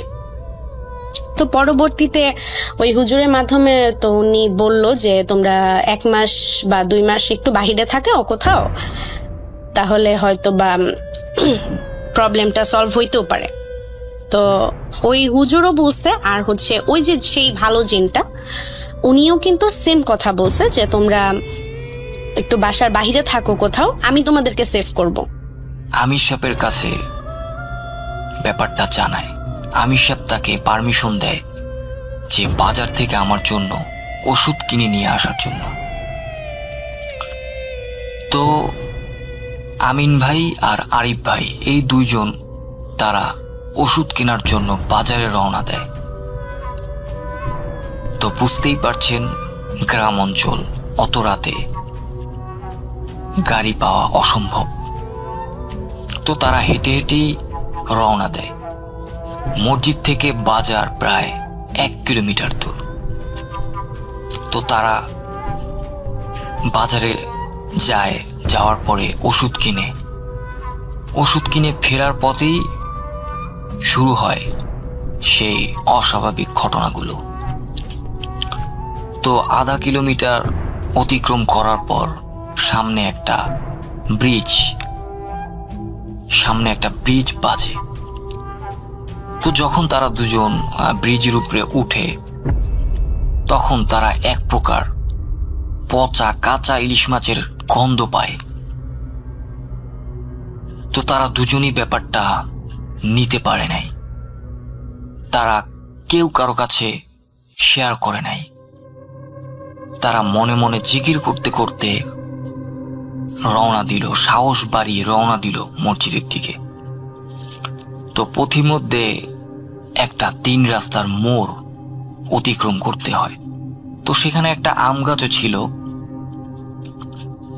তো যখন তারা মোড়টা অতিক্রম করবে, এর আগেই তারা দেখে যে আম গাছের একটা চিকন একটা ডালের উপর একজন সাদা কাপড় পরা, আগুনের 2টা চোখ, হাতে একটা ঘন্টা নিয়ে দাঁড়িয়ে আছে, অনেক লম্বা। তো জিনিসটা আমিন ভাই ফলো করে, আরিফ ভাই ব্যাপারটা বুঝতে পারে না। তো যেই তারা গাছটা অতিক্রম করলো, 3 রাস্তার মোড়টা অতিক্রম করলো, তখন তারা একটা ঘন্টার আওয়াজ পেল, যেটা ওই সাদা কাপড় পরা লোকটির হাতে ছিল। তো এই ঘন্টার আওয়াজটা আরিফ ভাই শোনার সাথে সাথে পিছনের দিকে তাকায়। সে ভাবছে হয়তো বা কোনো একটা রিক্সা আসছে, তারা রিক্সায় চড়ে মসজিদের দিকে আসবে। কিন্তু আরিফ ভাই পিছে তাকিয়ে দেখে যে কোনো রিক্সা ছিল না, একদম খালি, ঘুটঘুটে অন্ধকার, রাস্তা ফাঁকা। তখন আরিফ ভাই কিছুটা ভয় পায়। তো আমিন ভাই তার কাছে বলে যে ভাই আয়াতুল কুরসি পড়েন, কিছু একটা ঘুরতে যাচ্ছে আমাদের সাথে। তো তারা আল্লাহর নাম নিতে নিতে জোরে একটা দৌড় দেয়। দৌড় দেওয়ার পর মসজিদে আসে। তারপরে আমাদের সবার কাছে ব্যাপারটা শেয়ার করে। আমরা সবাই সূরা ফাতিহা পড়ে পানিতে ফু দিয়ে তাদেরকে পানি পড়া দিই। তারা খায়, আল্লাহর রহমতে সুস্থ। আসলে রাসেল ভাই একটা কথা কি, যে যারা ভালো কাজে যায় আল্লাহর রাস্তায়, তাদের পিছনেও কিন্তু একদল শয়তান রওনা দেয়, যাতে করে তারা ভালো কাজ ভালো আমল করতে না পারে। তো ভেবেছিলাম হয়তোবা আমাদের ভৌতিক ব্যাপারগুলো এখানেই শেষ, কিন্তু না, সেখানেই শেষ না। তারপরে যেটা ঘটছিল সেটা আমার নিজের সাথেই ঘটেছিল। তো আমরা কি করলাম, তারপরে বাকি মসজিদগুলো খুব সুন্দরভাবেই কাটাইছি, কিন্তু একটু ভয়ের সাথে কাটাইছি। কারণ রাতের বেলা আমরা তাহাজ্জুদ পড়তে উঠতাম কিছু লোক নিয়ে। যাই হোক, আমি আসল ঘটনায় আসি। তো এবার আমাদের ঢাকায় ফেরার সময় আমরা জয়পুরহাট স্টেশন মসজিদে উঠলাম। আমি মসজিদটার নাম বলছি না, যারা জয়পুরহাটের লিসেনার আছেন তারা হয়তো বা বুঝতে পারছেন আমি কোন এলাকার কথা বলছি। তো মসজিদের পাশেই ট্রেন লাইন, একটু সামনেই ট্রেন স্টেশন, অপোজিটে জয়পুরহাট কলেজটার নাম বলছি না, আর পাশে একটা বড় একটা পুকুর। তো ভাবছিলাম যে গ্রামে ছিলাম, হয়তোবা ভৌতিক কিছু ঘটছে, বাট এখন তো আমরা শহরে, জয়পুরহাট মেইন শহরে, এখন হয়তোবা আমাদের সাথে সেরকম কিছু একটা ঘটবে না। তো প্রথম দিন রাত 12টার সময় সবাই ঘুমিয়ে যায়। আমি আর আমার একটা বেস্ট ফ্রেন্ড মারুফ আমরা বাথরুমে যাই ফ্রেশ হওয়ার জন্য। তো ফ্রেশ হওয়ার পরে, যেহেতু মসজিদে তো অপবিত্র অবস্থায় ঢোকা সম্ভব না, তো আমরা কি করলাম, উজু করার জন্য সেই পুকুরটিতে গেলাম। সেই পুকুরটিতে যাওয়ার পর আমরা একে একে উজু করতেছি। তো কি বলবো, মানে আমি স্টোরিটা শেয়ার করলে আমার শরীরের পশমগুলো কাটা দিচ্ছে। তো যাই হোক, প্রথমে আমি উজু করলাম, তারপরে মারুফ উজু করতেছে। তো যখন মারুফ উজু করতেছে, তো কিরকম জানি একটা মানে ভিমরি কাটে ওর ভিতরে। তো ও আমাকে সাথে সাথে বলে যে রিব্বি তুমি আয়াতুল কুরসি পড়ো। যখন এই কথাটা বলছে তখনই আমি বুঝতে পারছি যে কিছু একটা ঘটতে যাচ্ছে। তো সাথে সাথে আমি আয়াতুল কুরসি পড়লাম। পড়ার পরে ওর বুকে ফু দিছি, আমার বুকে ফু দিছি। তো এই করতে করতে পিছের দিকে তাকিয়ে দেখলাম যে একটা মহিলা, বুড়ো মহিলা, প্রায় 100 আপ ইয়ার্স হবে তার।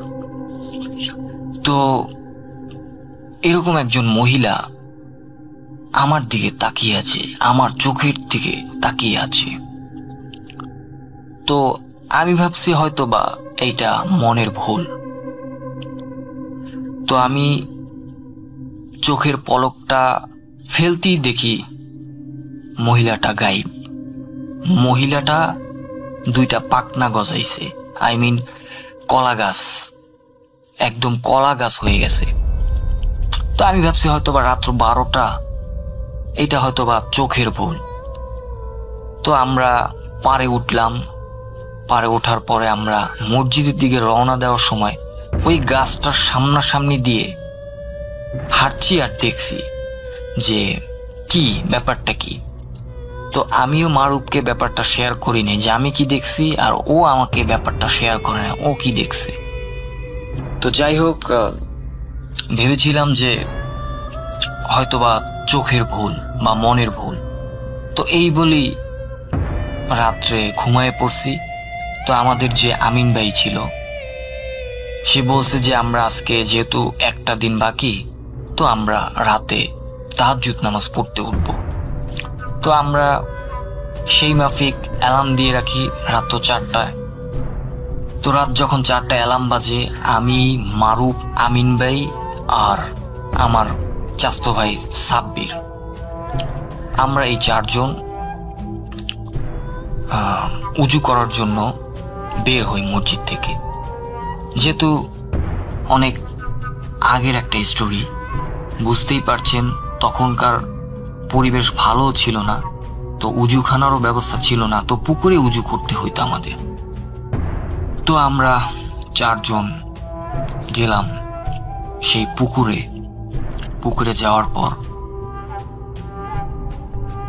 পুকুরের যে ওই ইটা ছিল, মানে ঘাটলা, ওইটা ছিল খুব ছোট। তো সর্বপ্রথম আমিন ভাই আর মারুফ এরা 2 জন উজু করে। এদের উজু করা শেষ হলে আমি আর সাব্বির উজু করার জন্য পুকুরে হাত দেই। তো এই সময় একটা ভয়ানক, একটা বিকট, মানে কি বলবো, মানে মানুষ কষ্ট পেয়ে মারা গেলে যেরকম একটা কান্নার আওয়াজ বের হয় না, ওরকম একটা আওয়াজ আমাদের সবার কানে চলে আসছে। তো আমি অ্যাকচুয়ালি ব্যাপারটা বুঝতে পারিনি যে কি। আমি ভাবছি হয়তোবা গভীর রাত, হয়তোবা সামনে স্টেশন, তো কোনো পাগল টাগল কাঁদতেছে এরকম কিছু একটা। আবার মনে হচ্ছে যে কুকুর কাঁদতেছে এরকম। তো আমিন ভাই সাথে সাথে বললো যে মারুফ তুই আয়াতুল কুরসি পড়। তো আমার মনে হচ্ছে যে রাসেল ভাই যে আমাদের 4 দিক থেকে কান্নার আওয়াজটা ঘিরে ফেলছে।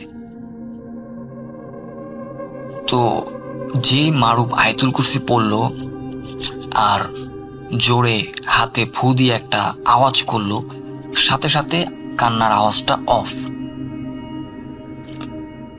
তো আমরা কি করলাম, আমরা উজু করা শেষ করে মসজিদের দিকে রওনা দিলাম। মসজিদে আসলাম, আসার পরে করলাম, তাহাজ্জুদ নামাজ পড়লাম। তো 2 রাকাত নামাজ পড়তে পারিনি, এর ভিতরে আমার ভিতরে কনফিউশন তৈরি হয়। তো আমি মারুফের কাছে জিজ্ঞাসা করি যে ব্যাপারটা কি ছিল। ও বলল যে ভূত। রাসেল ভাই যখন ও এইটা বলছে যে ভূত, অমনি আমার শরীরের ভিতরে একটা চক্কর মারে, আমার প্রেশার হাই হয়ে যায়, আমি সাথে সাথে শুয়ে পড়ি। আমি আর বেশি নামাজ পড়ি না। তো সাথে সাথে ঘুমিয়ে গেলাম। ফজর হইল, নামাজ পড়লাম। ফজরের পরে বয়ান হইল, বয়ান শুনলাম। তারপরে আমরা একটু হাঁটতে বেরোই। তো তখন আর কি সারা রাত্রে যেই জিনিস, মানে যেই ভৌতিক ব্যাপারগুলো ঘটছে আমাদের সাথে, সেইগুলো আর কি শেয়ার করা হয় একজন আরেকজনের সাথে। তো যেই সকাল 9টা বাজে, তখন ওখানে কিছু এলাকার মহল্লার কিছু লোকজন, কিছু মুদি দোকানদার তারা ছিল। তাদের কাছে জিজ্ঞাসা করি, তো তারা বলল নাকি মাস 2 আগে একটা ছেলে একটা মেয়ে সুইসাইড করে। তারপরে শুনলাম নাকি যে মানে ট্রেনের নিচে কাটা পড়ে আর কি। তারপরে আরো কিছু জানতে পারলাম, আরো কিছু খবর জানতে পারলাম যে ওইখানে নাকি 7 ভাই চম্পা নামে একটা গ্রুপ আছে ভূতের, ওরা 7 ভাই নাকি। তো যাই হোক, বুঝছি। আসামে, ইন্ডিয়ার আসামে, কিন্তু আমাদের বাসা হচ্ছে সিলেটে। তো আসাম থেকে সিলেট তেমন মানে দূর না, হাঁটতে হেঁটে হেঁটে আসা যায়। কষ্ট ঠিক আছে, হয় একদিনের মতো সময় লাগে হাঁটতে হাঁটতে হেঁটে হেঁটে আসতে, কিন্তু আসা যায়। তো আমি তখন, আমার মামি ইয়েতে থাকতেন, আপনার ওই আসামে থাকতেন ওনার আব্বুর সাথে। ওনারা তো আসামের মানুষ। তো ওনার আব্বার বা মানে আমার মামার শ্বশুরের একটা নাম দিয়ে দিই ওনার, কারণ ওনার নাম অনেকবার মানে আনতে হবে, আমি ওনার নাম জানি না, মনে করি ওনার নাম হচ্ছে আকরাম সাহেব। তো আকরাম সাহেবের আসামে একটা বড় আম বাগান ছিল। তো আম বাগানের মালিক উনি। তো হইল কি, ওই আম বাগানে একটা অপ্রত্যাশিত ঘটনা ঘটে। যেমন ওই দিন খুব ভালো দিন ছিল, আমার ওই যে আকরাম সাহেব বাসাতেই ছিলেন। তো হঠাৎ চিৎকার শুনে উনি বাইরে বের হলেন এবং সবাই বললো যে এখানে একটা মার্ডার হচ্ছে ওনার আম বাগানে, এবং তিনি খুবই অস্বাভাবিক একটা মানে পরিস্থিতিতে পড়ে গেলেন। এবং যে নাকি মানে যাকে মার্ডার করা হলো উনি হয়েছেন যে একজন আর্মির কর্মকর্তা বা অনেক বড় উচ্চপদস্থ একজন মানুষ, সরকারি একজন সদস্য, যাকে মানে খুবই গুরুত্বপূর্ণ সদস্য। তো তাকে এখানে মার্ডার করা হচ্ছে। তো মানে মানুষের কারণে বা অনেকের শত্রুতার কারণে আমার ওই আকরাম সাহেব ওই মামলাতে জড়ায় যান এবং সরকারবাদী হয়ে একটা মামলা ওনার বিপরীতে চলে আসে, ওনার বিপক্ষে আর কি। তো উনি কোনো পথ না পেয়ে উনি চিন্তা করলেন যে তিনি দেশ ছাড়বেন, এবং মানে আর কোনো পথ না পেয়ে তিনি বাংলাদেশের দিকে নজরটা দিলেন। তো আমার মামিকে বা ওই যে ওনার মেয়েকে, একমাত্র মেয়ে, ওনাকে নিয়ে তিনি শুধুমাত্র ওনার মেয়েকে নিয়ে তিনি বাংলাদেশে চলে আসেন। তো সিলেটে চলে আসলে সিলেটে বাড়ি করলেন, থাকলেন, মানে জীবনযাপন শুরু করলেন। তো একবার আমার মামিকে রেখে উনি চিন্তা করলেন যে আমরা এখন কিন্তু মূল ঘটনায় যাচ্ছি। তো আমার মামিকে উনি মানে বিয়ে হয়ে গেছে মোটামুটি, এরকম আমার মামার সাথে বিয়ে দেওয়া শেষ। তো মামি মোটামুটি সেটেল বাংলাদেশে। উনি চিন্তা করলেন যে না, উনি আরেকবার যাবেন ইন্ডিয়া, আসামে। তো উনি ওই সময় 1947 সালে আগে, যখন ইন্ডিয়া পাকিস্তান বাংলাদেশ এক জায়গায় ছিল, মানে বিভক্তির আগে। তো এখন কিন্তু মূল ঘটনা শুরু, আপনারা একটু মনোযোগ দিবেন। তো আমার ওই যে আকরাম সাহেব মানে ইন্ডিয়ার দিকে আবার মানে রওনা দিলেন, আবার মানে ইন্ডিয়ার দিকে তিনি মানে গেলেন।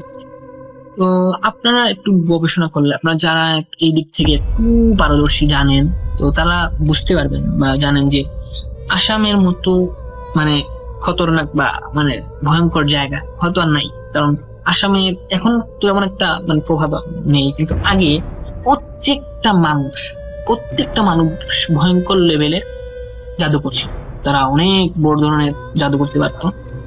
তো উনি গেলেন, বাংলাদেশ থেকে উনি গেলেন, আমার মানে যে আকরাম সাহেব, আমার মামার শ্বশুর।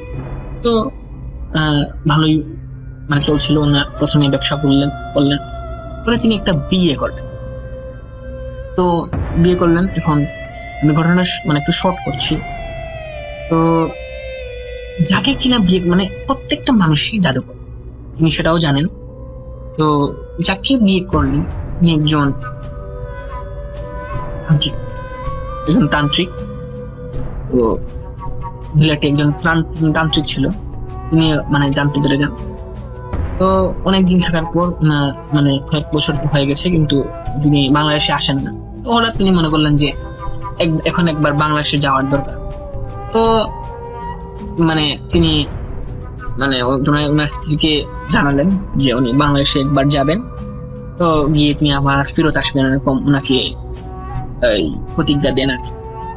বলে রাখি, এখন বৃষ্টি চলে আসছে, হয়তো নয়েজ শোনা যেতে পারে, আমার সুন্দর দেখবেন। তো ওই মহিলাটা বুঝতে পেরে গেল যে যদি মানে সে বাংলাদেশের দিকে চলে আসে, তাহলে কখনোই সে ওনাকে ফিরে পাবেন না, উনি আর যে কোনদিন আসবেন। তো আকরাম সাহেবের মনে হয়েছিল যে তিনি আর কোনদিন আসবেন না। তো সে ইয়ে করল, মানে ওই যে মহিলাটি মানে আকরাম সাহেবকে খুব সুন্দর হাসি মুখে ওই আকরাম সাহেবকে ওনার যাওয়ার জন্য তৈরি করে দিল। আকরাম সাহেব যাওয়ার জন্য তৈরি হয়ে গেলেন। উনি কিছু মানে লুকিয়ে অনেক গুরুত্বপূর্ণ জিনিসও সাথে নিয়ে নিলেন, কারণ ওনার মানে মনে মনে তো উনি আর কখনো এই দেশে আসবেন। তো মহিলা খুবই সুন্দর মানে সাবলীল ভাষায় ওনাকে বিদায় যান। এখন এই মানে পার্টটা একটু মানে কি বলবো মানে খুবই আশ্চর্যজনক যে উনি ওনার বাড়ি থেকে প্রায় 10 মাইল পথ হেঁটে আসলেন। তো ওইখানে 10 মাইল পথ আসার পরে তিনি থমকে দাঁড়ান। তিনি চোখের সামনে যা দেখতে পেলেন সেটা আসলে তিনি বিশ্বাস করার মতো না। এরকম তিনি দেখতে পান শুধু পানি আর পানি, একটু পানি, মানে কোনো কুল কিনারা নাই, কিন্তু এই জায়গায় কোনো পানি থাকার কথাই না, তো পানি। তো তিনি পা ডুবান, মানে পানিতে হালকা পা দেন, মনে হয়েছে যে ওনার মনে হয় যে এই ওনার পা এই ডুবে গেল, উনি ডুবে মারা যাবে এরকম যদি মানে এখানে নামে, মানে কোনো কুল কিনারাই দেখতে পাচ্ছেন না। তো তিনি অনেক মানে কি বলবো যে উনি মনে করেছেন হয়তো বন্যা হয়েছে এরকম কিছু একটা মনে করে, মানে তেমন একটা মন খারাপ না করে তিনি বাড়ির দিকে আবার ফেরত আসেন। এখন বাড়িতে আসার পর ওনার স্ত্রীকে জানান বিষয়টা। ওনার স্ত্রী তো মন্ত্র করে রেখেছে, ওই বিষয়টা ওনার স্ত্রীর কাছে যে মন্ত্র করে রেখেছেন, এমন বড় একটা মন্ত্র করেছে যে মানে উনি চোখে কিছু দেখতে পাচ্ছেন, শুধু পানি আর এরকম। ওই স্ত্রীটা মানে ওনার মানে বউটা ওনাকে মানে জাদু কালাম করেছে। তো ওনার স্ত্রীকে তিনি জানালেন। তো স্ত্রী তো আর বুঝতে পারতেছে তার সে যেটা করেছে সেটা তো তিনি জানবেই। তো ওনার স্ত্রী ওনাকে মানে মিথ্যা বা ভঙ্গি মানে ভেলকির একটা সান্ত্বনা দিয়ে ওনাকে এই বাসাতে থাকতে বলল। তো পরে 1 সপ্তাহ পরে উনি আবার বাংলাদেশের দিকে রওনা হলেন। এখন দেখেন ঠিক আগের মতো ওই অবস্থা, ওই যে তিনি দেখতে পেলেন যে এখানে অনেক মানে পানি বা বন্যার মতো হয়ে গেছে, উনি মানে যেতে পারবেন, মানে বাংলাদেশের মানে দিকে তিনি ঢুকাই করার জন্য মানে হারাম হয়ে গেছে। তো ওই দিন উনি মানে সহ্য করতে না পেরে উনি অনেক কান্নাকাটি শুরু করলেন এবং দূর থেকে কেউ একজন তাকে দেখলো, কিন্তু উনি এই বৃদ্ধ মহিলা ছিল যে ওনাকে লক্ষ্য করলো, কিন্তু ওই দিন ওই বৃদ্ধ মহিলার সাথে মানে আকরাম সাহেবের দেখা হবে। তো আকরাম সাহেব ওই দিন মানে বাড়িতে চলে আসলেন। তো এই বাচ্চাদের মতো কান্না করতে থাকলেন যে উনি ওনার মাকে মানে উনি মিথ্যা কথা বলেছেন যে এটা যে ওনার মা বাবাকে দেখতে বাংলাদেশে যাবেন ওই স্ত্রীর কাছে, কিন্তু ওনার মা বাবা তো নেই, মারা গিয়েছেন। তো উনি ওনার স্ত্রীকে বললেন যে আমার মা বাবা দেখতে যাবো, আমি এজন্যই যাইতে পারি নাই বলে আমি কান্না করতেছি এরকম। তো আসলে তো উনি ওনার স্ত্রী রেখে মানে স্ত্রী বলতে ওনার মেয়েকে রেখে আসছেন, মেয়েকে দেখার জন্য উনি যান। তো ওই দিনও তিনি আর যেতে পারলেন না, উনি আবার মানে বাড়িতে ফিরে আসলেন। তো পরে অনেকদিন পরে উনি আবার হয়তো অনেক বুক ভরা আশা নিয়ে আবার তিনি হয়তো পার হতে পারবেন এরকম একটা আশা নিয়ে তিনি বের হন। তো উনি ওই আগের কাঙ্ক্ষিত জায়গায় চলে আসলেন এবং ওই মানে অপরিবর্তিত মানে সিনটা তিনি দেখতে পারলেন যে কোনো পরিবর্তনই নেই, আগের মতো পানি টকবক করছে যেন তাকে গিলে খাবে। ও নীল হয়ে গেছে, পুরো দুনিয়া মনে হয় নীল হয়ে গেছে এরকম।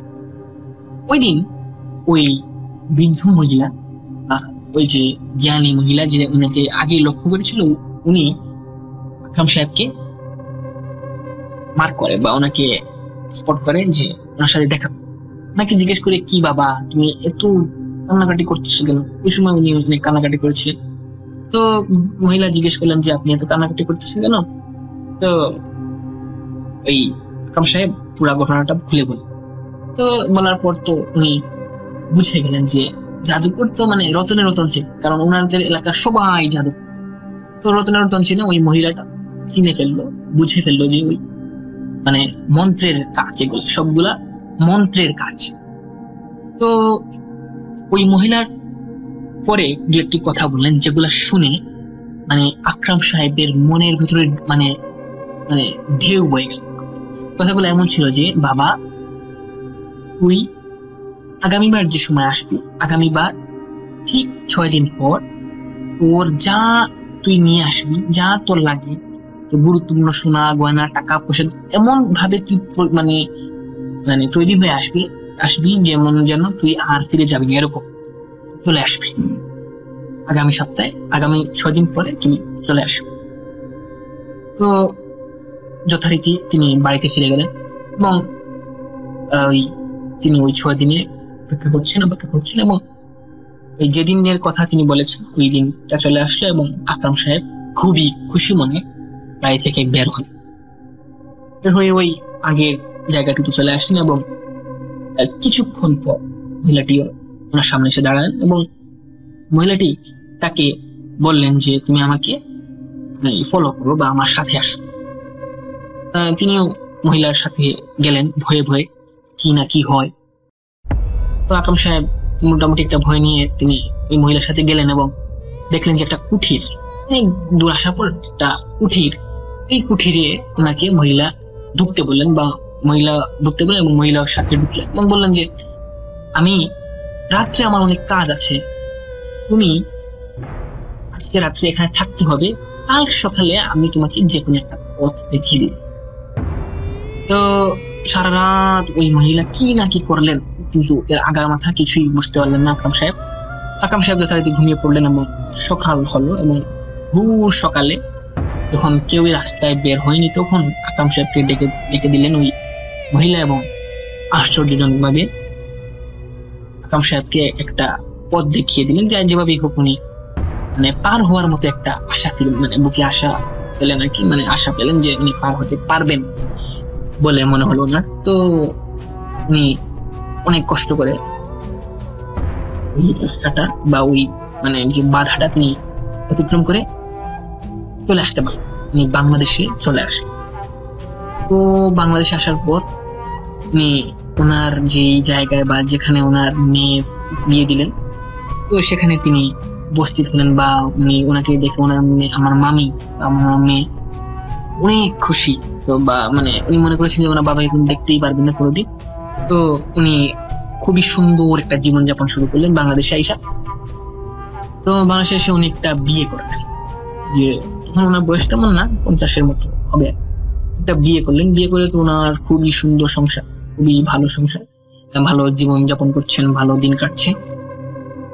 তো ওই ওনার ক্ষেত ছিল, ওনার অনেক তো সম্পদশালী ছিলেন উনি, তাই বাংলাদেশে এসে অনেক সম্পদ কিনেন এবং ভালোই জীবনযাপন করছিলেন। তো ওনার একজন বন্ধু ছিলেন যিনি কিনা ওনার গ্রামেরই, যে আসামে ব্যবসা করত। তো আসামেও এই লোকটার ওনার বন্ধুর আসামেও যে জায়গা থাকতেন উনি ওই জায়গায় থাকতেন। তো ওনারা ওইখানেও মানে নেইবর, এখানে ওনারা প্রতিবেশী আর কি। মানে এরকম আমি শুনেছিলাম যে মনে হয় ওনাদের অনেক দূরের সম্পর্কে আত্মীয়, কিন্তু ওনারা বন্ধু হিসাবে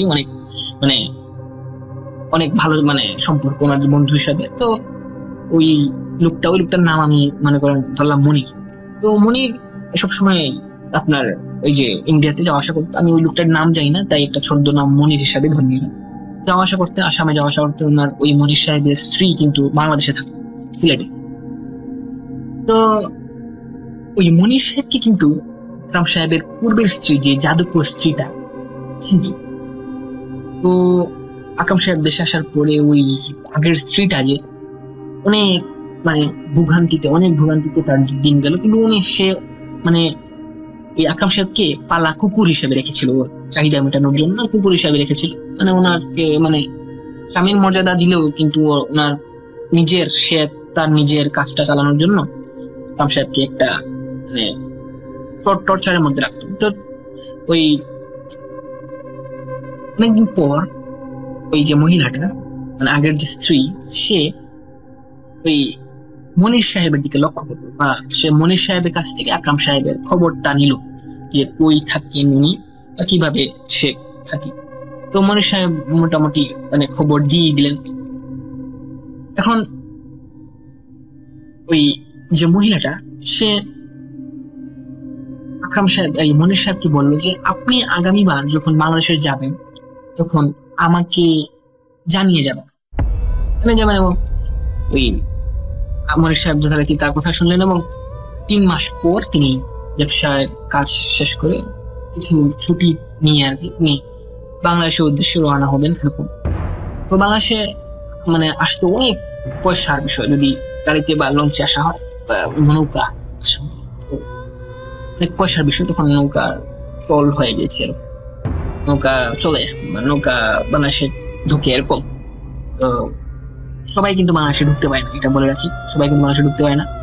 তো ওই সময় নিয়ম হয়েছিল যে বাংলাদেশে ঢোকার জন্য কি একটা পাস লাগে, তো সবাই বাংলাদেশে ঢুকতে পারবে না এরকম। মনির সাহেবের তো যেহেতু উনি একজন রেপুটেটেড ব্যবসায়ী, তো তিনি সবসময় বাংলাদেশে আসা যাওয়া করতে পারতেন। এই বিষয়টা লক্ষ্য করে ওই যে আগের স্ত্রীটা উনি মনির সাহেবকে টার্গেট করেন এবং 3 মাস পর মনির সাহেব যখন বাংলাদেশে আসবেন তখন ওই মহিলাটা মনির সাহেবের হাতে একটা কালো জ্যাকেট ধরিয়ে দেয়। ওইটা কিছু একটা ছিল, মনির সাহেব ধরে বুঝলেন এবং মহিলাটা একটা কন্ডিশন দিল বা একটা শর্ত দিল যে মনির সাহেব, আমি এই জ্যাকেটটা আপনার হাতে দিচ্ছি এবং আপনি খুবই যত্ন সহকারে সেটা রাখবেন এবং কারো হাতে দিবেন না। যখন আপনি দিবেন শুধুমাত্র এই আকরাম সাহেবের হাতেই দিবেন, আর কারো হাতে আপনি দিতে পারবেন। মনির সাহেব কিছুটা সন্দেহের দিকে ওনার দিকে তাকালেন এবং পরবর্তীতে সেটা তিনি মেনে নিলেন বা তিনি স্বাভাবিক বলে মেনে নিলেন। পরে মনির সাহেব ওইটা যত্ন করে ওনার সুটকেসে রাখলেন এবং উনি বাংলাদেশে ফিরে আসলেন। তো যেদিন আসলেন ওই দিন ওই আকরাম সাহেব মাছ ধরতে গিয়েছিলেন। মনির সাহেব বাসায় আসছিলেন সকালে, তো বিকালের দিকে মনির সাহেব এই কালো জ্যাকেটটা নিয়ে আকরাম সাহেবের বাড়িতে আসেন। তিনি একদিকে ঢুকছেন, মনির সাহেব আকরাম সাহেবের বাড়িতে একদিক থেকে ঢুকছেন, আর আকরাম সাহেব বাড়িতে অন্য একদিক থেকে 2-4 জন মানুষ নিয়ে ঢুকতেছিলেন। ওনারা মাছ ধরতে গিয়েছিলেন এবং আমাদের সিলেটে এটাকে পোলো বলে, আর আপনারা কোন জেলায় কি বলে জানি না, ওই যে বেতের গুল করে বানানো এবং মুখটা খোলা থাকে এবং একটা মাছকে যদি ওনারা ধারণা করতে পারেন যে মাছ আছে, তখন সেটা সেই জায়গায় সেটাকে স্থাপন করেন এবং পরে হাত ঢুকিয়ে মাছ আনা যায়। এরকম একটা পদ্ধতি, এটা আপনারা হয়তো বুঝে গিয়েছেন কোনটা, এটা আমরা পোলো বলে থাকি।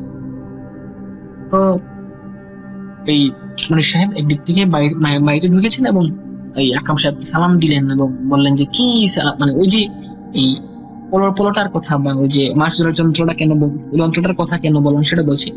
তো আকরাম সাহেব বাইরে ঢুকে ওই যন্ত্রটা বা মাছ ধরার যন্ত্রটা, বেতের যে যন্ত্রটা, সেটা উঠোনে রাখলেন এবং মনির সাহেবের সাথে কথা বলা শুরু করলেন এবং মনির সাহেব বললেন, এই নাও মিয়া।